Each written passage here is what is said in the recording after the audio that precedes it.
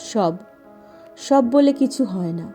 আমরা কখনোই বলতে পারি না যে আমরা সব পেয়ে গেছি বা এই মানুষটা আমার সব।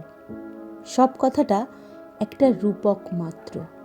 আমরা কখনোই সব কিছু পাই না। একটা মানুষ কখনোই আমাদের সবটা হয় না। সব কথাটা কেবল একটি লিমিট মাত্র। যখন কিছু পাওয়ার পর মন শান্ত হয়, তখনই আমরা বলি আমরা সব পেয়ে গেছি।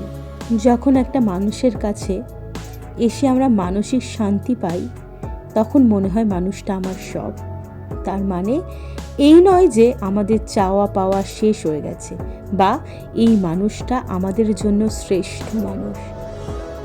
তাই কিছু হারালে বা কোনো মানুষ ছেড়ে চলে গেলে বা কিছু না পেলে কখনোই আমরা সর্বহারা হতে পারি না।